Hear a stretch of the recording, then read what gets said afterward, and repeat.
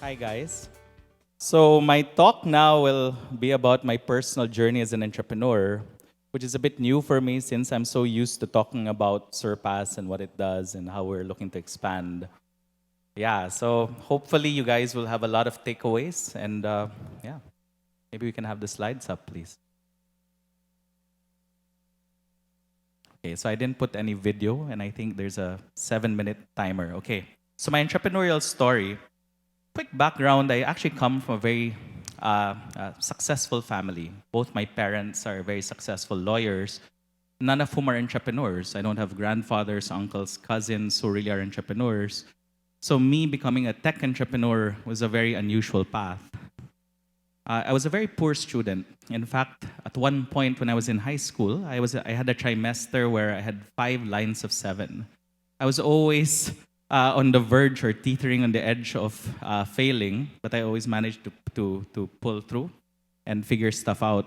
But I found some respite being in the table tennis team of both my grade school, high school, and college intrams teams and school teams.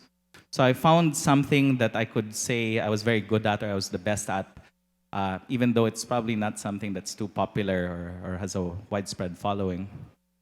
But when I got to college, I started to realize, maybe I should take a different path. Maybe I should become an entrepreneur. Maybe I should become an employer, not an employee.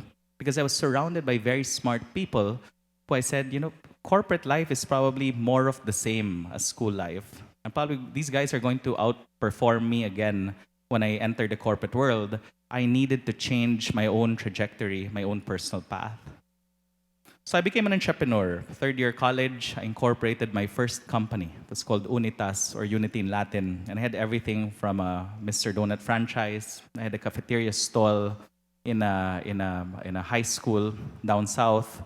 I had a small PlayStation place where I would rent stuff out. Unfortunately, none of them worked.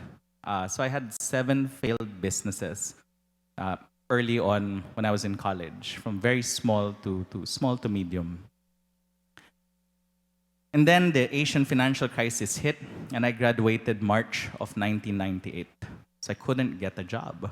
In fact, I walked the entire stretch of Ayala Avenue, and my strategy would be I would go to the top of every building, and I would take the stairs going down and spam every HR department with my CV, hoping I would get a call back. Unfortunately, none of them called.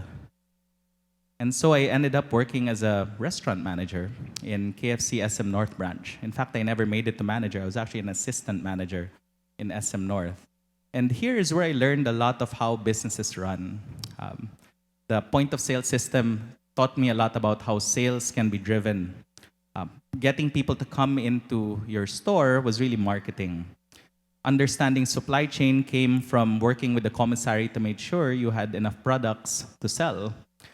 Customer service was also there, operations, HR, managing a lot of your crew. All of these things I learned by running one branch. And so I'm forever thankful for this experience. In July 1999, I started a website called PinoyExchange.com. I actually licensed a software called Ultimate Bulletin Board. I can't program a single line of code, so I actually had to license off-the-shelf software, created Pinoy Exchange, but then I said, how do I generate traction for it when I don't have money to spend on advertising? The insight came to me when I said, the UAAP games are very popular. Maybe I can have someone announce during halftime the fact that people could continue to talk about the game on my website. So the game lives beyond the confines of a single live event. And because of that, Pinoy Exchange became the largest online community in the Philippines within 3 months, without us spending a single peso in advertising. Pinoy Exchange ended up being acquired by Ayala, and there my world opened. Being part of the Ayala group, I was exposed to all of the tech giants who were coming to the Philippines. At the time, it was Nokia, AOL, Yahoo, all trying to see what businesses can we bring to Southeast Asia? And I was exposed to all of that, and my world expanded. Then I noticed one interesting statistic. there were 6 million cell phones and 2 million PCs. And I said, there are two drivers of internet access: cost of access and cost of the device that accesses the internet. At the end of the day, you can't sell toothpaste if people don't have toothbrushes. Coming from a poorer country like the Philippines, where 90% of the population has a difficult time affording a PC or a laptop, I said the future of the internet was mobile. And with two partners, we started Xurpas. This was our first office. We started a business with 62,500 pesos, and this is what it bought. My dad, being a lawyer, had a small 40 square meter space where he would write his law books. We didn't really have money to buy furniture, so we reused whatever furniture he had. We didn't have money to buy computers, so we brought our computers from home. And we didn't even have money to buy lunch money, so we'd always take baon or packed lunches during lunchtime, so we would save every penny. And we didn't have money to pay ourselves either.